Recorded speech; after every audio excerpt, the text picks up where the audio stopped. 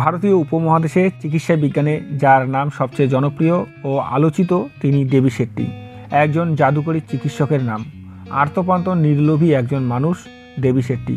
পুরো নাম দেবী প্রসাদ শেট্টি, যিনি বিশ্বের অন্যান্য দেশের তুলনায় খুব কম খরচে ভারতবর্ষে চিকিৎসা ব্যবস্থার আমূল পরিবর্তন এনেছে। রোগীদের কাছে তিনি রাজা হয়ে রয়েছেন। তিনি বিশ্বের 10 জন হার্ট চিকিৎসকের মধ্যে একজন। তবে গোটা ভারতবর্ষে কার্ডিয়াক সার্জন হিসাবে দেবী শেট্টি সেরাদের সেরা হয়ে রয়েছেন। তবে কেন তিনি এত জনপ্রিয়? দেবী শেট্টির জনপ্রিয়তা জানার জন্য একটু পিছনে ফিরতেই হবে। যুক্তরাষ্ট্রের হাসপাতালে একজন ওপেন হার্ট সার্জারির জন্য খরচ হয় 70 লক্ষ থেকে 1 কোটি টাকা। মেক্সিকোর হাসপাতালে খরচ হয় 20 লক্ষ টাকা থেকে 80 লক্ষ টাকা পর্যন্ত। সেখানে বেঙ্গালুরুর নারায়ণা হাসপাতালে লাগে মাত্র 90,000 টাকা। কিভাবে সম্ভব? হ্যাঁ, সবই সম্ভব এই দেবী শেট্টির মতন একজন মহান ডাক্তারের জন্য। চিকিৎসা ব্যবস্থা অগ্রসরের জন্য 2000 সালে বেঙ্গালুরুতে তিনি প্রতিষ্ঠা করেন বিশ্বের অন্যতম সেরা হৃদরোগ চিকিৎসা কেন্দ্র Narayana institute of Cardiac sciences. শুরুতে এর নাম ছিল নারায়ণা হৃদয়ালয়। সেখানে রোগীদের কয়েকটি ধাপে চিকিৎসা করা হতো। এর কয়েক ধাপ সম্পূর্ণ করেন অন্যান্য দক্ষ ডাক্তারবাবুরা। এরপর চূড়ান্ত পর্যায়ে দেখা মেলে সেই মহান মানবের দেবী শেট্টির। এরপর তিনি ধীরে ধীরে গড়ে তোলেন কলকাতা মুকুন্দপুরে Rabindranath Tagore International Institute of Cardiac Sciences সহ আরও বেশ কয়েকটি হাসপাতাল। সংক্ষেপে বলছি তার জীবনের গল্প। 1953 সালে 8ই মে ভারতের কর্ণাটক রাজ্যের দক্ষিণ কানাডা জেলায় কিন্নিগোলি গ্রামে জন্মগ্রহণ করেন দেবী প্রসাদ শেট্টি। পরিবারের 9 ভাই বোনের মধ্যে অষ্টম তিনি। ছোটবেলায় তৎকালীন দক্ষিণ আফ্রিকার সার্জন ক্রিশ্চিয়ান বার্নার্ড বিশ্বের প্রথম হৃৎপিণ্ড প্রতিস্থাপনের কথা শুনে কার্ডিয়াক সার্জন হওয়ার ভীষণ অনুপ্রেরণা পেয়েছিলেন দেবী শেট্টি। সেই সময়ই সিদ্ধান্ত নিয়েছিলেন তিনি কার্ডিয়াক সার্জন হবেন। এরপর 1982 সালে কাস্ত্রোবা মেডিকেল কলেজ থেকে ডাক্তারি বিদ্যা গ্র্যাজুয়েশন শেষ করে দেবী শেট্টি পরে ইংল্যান্ড থেকে সার্জারি বিষয়ে উচ্চতর ডিগ্রি ছাড়াও 1983 সালে লন্ডনের গাই হসপিটালে কার্ডিও থেরাসিক বিষয়ে পড়াশোনা করেন তিনি। লন্ডনের উচ্চ বেতনের মায়া ছেড়ে 1989 সালে দেশ মাতৃর টানে ফিরে আসেন ভারতের মাটিতে। ভারতের মাটিতে ফিরে এসেই ডাক্তার রায়ের সাথে গড়ে তোলেন ভারতের প্রথম হৃদরোগ চিকিৎসা হাসপাতাল BM Birla heart research centre, যা চালু হওয়ার কয়েক দিনের মধ্যেই ভারতের শ্রেষ্ঠ হার্ট হাসপাতালের মধ্যে একটিতে পরিণত হয়।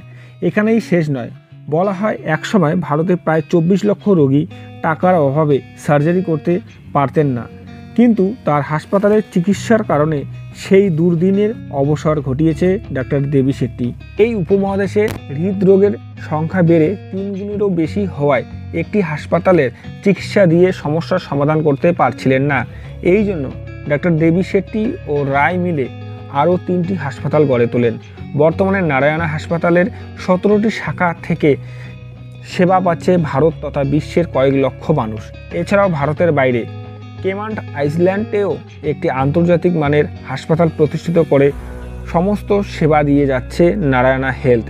এই হাসপাতালের সাধ্যের মধ্যে সবাইকে সর্বাধুনিক প্রযুক্তির মাধ্যমে বিশ্বমানের পরিষেবা দিতে নারায়ণা হেলথের 30টিরও বেশি স্পেশালিস্ট রয়েছে। এগুলোর মধ্যে রয়েছে cardio surgery, cancer care, neuro surgery, orthopedic, organ transfer, nephrology ও ইউরোলজি। সফল ব্যক্তি হিসাবে ভারতীয় সরকার ও রাজ্য সরকার ও বাণিজ্যিক সংস্থার সাথে আলোচনার নিয়মিত প্যানেলের সদস্য তিনি। 1991 সালে 9 দিন বয়সের রানী নামে এক শিশু হৃৎপিণ্ড সফল অপারেশনের পরে ভারত জুড়ে হইচই ফেলে দিয়েছিলেন ডাক্তার দেবী শেট্টি। কারণ এটাই ছিল গোটা ভারতবর্ষের এত কম বয়সী শিশুর হৃৎপিণ্ড সফল অস্ত্রোপচার। তাই তার বন্ধুরা তাকে বলতেন দেবী শেট্টি হচ্ছে মানব হৃদয়ের অপারেটিং মেশিন। নোবেল বিজয়ী মাদার টেরেসারও চিকিৎসক ছিলেন তিনি। দেবী শেট্টি সম্পর্কে আরও একটি গল্প রয়েছে। একদিন অপারেশন থিয়েটারে একটি শিশুর জটিল ওপেন হার্ট সার্জারি করার সময় তার কাছে ভারতের তৎকালীন প্রধানমন্ত্রী টেলিফোন করলেন। তাকে লাইনে রেখে কথাটি তার বিশেষ সহকারী অপারেশন থিয়েটারে গিয়ে জানানোর পর ডাক্তার শেট্টি দেখলেন এই মুহূর্তে তার সঙ্গে কথা বলতে গেলে শিশুটির ক্ষতি হতে পারে। তাই তিনি তার সহকারীকে বলেন, প্রধানমন্ত্রীকে বলো আমি ওটিতে আছি, তিনি 1 ঘন্টা পরে ফোন করলে অবশ্যই তিনি কথা বলবেন। প্রধানমন্ত্রী তাতে কিছু মনে না করে 1 ঘন্টা পর আবার ফোন করেন। এত বড় একজন চিকিৎসক হয়েও তিনি কখনোই দরিদ্র শিশুদের চিকিৎসা দিতে অবহেলা করেন না, বরং দরিদ্র মানুষদের চিকিৎসার খরচ দিতে না পারলেও ধনী গরিব তার কাছে সমান সেবা পেয়ে থাকেন। হাসপাতালের নির্দেশ দেওয়া রয়েছে যে টাকা না থাকলেও কেউ যেন সেখান থেকে বিনা চিকিৎসায় ফিরে যেতে না হয়। চিকিৎসাবিদ্যার বিশেষ অবদানের জন্য অসংখ্য পুরস্কারে ভূষিত হয়েছিলেন তিনি। এর মধ্যে রয়েছে 2001 সালে কর্ণাটক রত্ন পুরস্কার, 2003 সালে লাভ করেন তিনি ভারতের 4র্থ সবচেয়ে বড় সিভিলিয়ান পুরস্কার পদ্মশ্রী ও 2012 সালে পদ্মভূষণ পুরস্কারে পুরস্কৃত হন। মানবীয় গুণ সম্পন্ন এই চিকিৎসকের প্রতি আমাদের অফুরন্ত ভালোবাসা রয়ে গেল। এই ছিল আজকের ছোট্ট প্রতিবেদন। ধন্যবাদ।